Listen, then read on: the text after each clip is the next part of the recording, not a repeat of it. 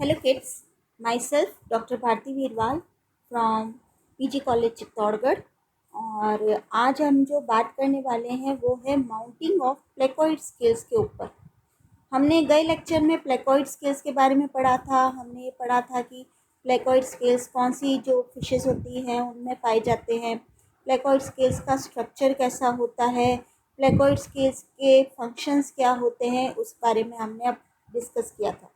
लेकिन क्योंकि हम साइंस के स्टूडेंट्स हैं तो हमें ये भी पता होना चाहिए कि अब हमें प्लेकॉइड स्केल को देखना है, फॉर एग्जांपल लेबोरेटरी में हमें देखना है, तो उसके लिए हमें क्या प्रोसीजर अडॉप्ट करना पड़ेगा जिससे कि हम फिशेस के ऊपर जो प्लेकॉइड स्केल्स हैं उनको हम देख पाएँ।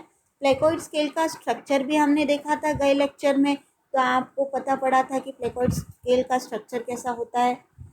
तो अगर अपन देखें तो अगर हमें लैब में अगर प्लेकॉइड स्केल्स की अगर स्लाइड बनानी हो तो उसके लिए हमें क्या प्रोसीजर अडॉप्ट करना पड़ेगा और क्या हमें करना पड़ेगा, उसके बारे में आज हमने ये एक टॉपिक रखा है, माउंटिंग ऑफ प्लेकॉइड स्केल्स। तो सबसे पहले हमें ये पता है कि प्लेकॉइड स्केल्स कौन सी फिशेस में पाए जाते हैं। तो हम लेते हैं कार्टिलेजिनस फिश और उसे हम डिसेक्टिंग ट्रे में रखते हैं और उसको हम कट ओपन करते हैं विथ हेल्प ऑफ सीजर, जैसा कि आपको इस डायग्राम में नज़र आ रहा होगा। अब हमें ये भी पता है कि प्लेकॉइड स्केल कहाँ पाए जाते हैं। तो सबसे पहले हम क्या करेंगे, रिमूव करेंगे स्किन को, उसे कट करेंगे इनटू स्मॉल पीसेस और उसे हम पेट्री डिश में रख देंगे। और कितनी बार हमें प्लेकॉइड स्केल्स डायरेक्ट वाइल्ड्स में भी मिलते हैं, उसके लिए मतलब हमें इंडिविजुअली फ़िश लेने की ज़रूरत नहीं है और फ़िश की स्किन को रिमूव करना फिर प्लेकॉइड स्केल्स को अलग करना, उन सब की ज़रूरत नहीं होती। कितनी बार आपको प्लेकॉइड स्केल्स वाइल्ड्स में भी डायरेक्ट मिल जाते हैं, और लेकिन आपको क्या होता है कि प्रोसीजर अडॉप्ट कर कर उनकी स्लाइड बनानी होती है। तो यहाँ पर क्योंकि हम बेस तक जा रहे हैं तो यहाँ पर सबसे पहले हमने कार्टिलेजिनस फिश ली, उसकी स्किन को रिमूव किया और उसके छोटे छोटे छोटे छोटे टुकड़े कर दिए और उसे हमने पेट्री डिश में रख दिया। फिर take 1 to 2 pieces of skin in watch glass having water and remove attached muscle। जो स्किन के साथ में जो अटैच्ड मसल है उसे हम रिमूव करेंगे विथ हेल्प ऑफ फॉरसेप्स। उसके बाद में हम ट्रांसफ़र करेंगे स्किन पीसेस को टेस्ट ट्यूब में और फिर डालेंगे हम 2 से 3 ml of 10% KOH with the help of pipette. तो सबसे पहले हमने क्या किया, कार्टिलेजिनस फिश ली, उसे कट किया, उसकी स्किन को रिमूव किया, स्किन को हमने छोटे छोटे पीसेस में काटा। उसके बाद में हमने कुछ स्किन के पीसेस लिए और उसको वॉच ग्लास में डाला, वाटर से साफ़ किया और मसल्स जो उससे अटैच थी उसको भी हमने हटाया। उसके बाद में हमने स्किन को टेस्ट ट्यूब में लिया और उसमें हमने 2 से 3 ml का 10% KOH डाला विथ हेल्प ऑफ पिपेट। उसके बाद क्या करना है, आपको जेंटली बॉईल करना है, ठीक है, फॉर फ्यू मिनट्स, प्रेफरेबली जो 2 से 3 मिनट्स होते हैं। उसके बाद में हम टेस्ट ट्यूब को थोड़ी देर रख लेंगे, allow the test tube to stand for few minutes. फिर decant the supernatant leaving a few drops in the test tube, ठीक है। और फिर उसके बाद जो बचा हुआ है, pour this residual KOH into watch glass. उसके बाद में उसमें से लेकर कुछ जो ड्रॉप होगी, place a drop from it into a slide and put the cover slip without any air bubble, ठीक है।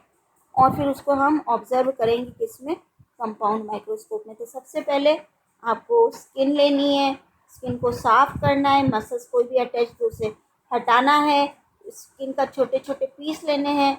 उसके बाद में हम KOH डालेंगे, थोड़ा बॉईल करेंगे और उसके बाद में हम जो भी सुपरनेटेंट है डिकेंट करेंगे, डिकेंट द सुपरनेटेंट, और फिर उसमें से कुछ जो पार्ट होगा उसको आप स्लाइड पर लेंगे और उसके ऊपर कवर स्लिप लगाकर और कंपाउंड माइक्रोस्कोप में आप देखेंगे। तो ये हम लैब्स में भी करवाते हैं।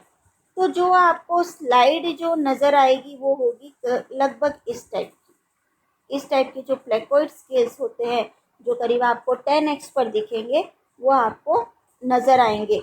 Observe under low power 10x objective of A compound microscope. तो आज हमने जो प्रोसीजर देखा वो था माउंटिंग ऑफ प्लेकोइड स्केल, जो कि एक लेबोरेटरी वर्क जो होता है उसमें होता है और ये माउंटिंग की जाती है। बच्चों को ये बताया जाता है कि जो प्लेकोइड स्केल को आप माउंट करेंगे और उसे माइक्रोस्कोप में सेट करेंगे और हमें दिखाएंगे। तो ये बहुत ही अच्छा प्रोसीजर होता है और जब आप प्लेकोइड स्केल्स देखते हैं तो आपको बहुत खुशी होती है, क्योंकि आपको एक नई चीज़ जो होती है वो देखने को मिलती है और आपके ऑब्जर्वेशन जो होता है वो बढ़ता है और आपका आईक्यू जो होता है बढ़ता है कि अच्छा इस टाइप के स्केल्स जो होते हैं वो फिशेस पर पाए जाते हैं और आपको देखने में भी बहुत अच्छा लगता है ये। तो आज आपने गए चैप्टर में हमने प्लेकोइड स्केल्स के बारे में पढ़ा था, जो भी प्लेकोइड स्केल के जो मेन कैरेक्टरिस्टिक्स है उसके फंक्शंस है उसके बारे में पढ़ा। और एक क्यूरियोसिटी जो होती है कि प्लेकोइड स्केल्स को हम आँखों से देखें, तो उसके लिए हम जो प्रोसीजर अडॉप्ट करते हैं और माउंट करते हैं प्लेकोइड स्केल्स के लिए, तो वो हमने आज उसको पढ़ा है। और आपको ये बताया कि लगभग जो इस फोटोग्राफ में आपको दिख रहा है उस टाइप के आपको प्लेकोइड स्केल्स नज़र आते हैं और वाकई में अच्छे से दिखते हैं। आप अगर सही तरीके से काम करते हैं तो आपको अच्छे से ये प्लेकोइड स्केल्स जो होते हैं वो माइक्रोस्कोप में नज़र आएंगे और जब आप इनको पहली बार देखेंगे तो आपको बहुत ही अच्छा लगेगा। Thank you. क्योंकि साइंस के जो सब्जेक्ट होते हैं जब आप उनको प्रैक्टिकली करते हैं तो मतलब एक थियोरेटिकल पार्ट अलग होता है कि आप पढ़ते हैं, लेकिन जब आप प्रैक्टिकली करते हैं तो एक जो अंदर से जो खुशी होती है कि हाँ हमने एक नई चीज़ को देखा।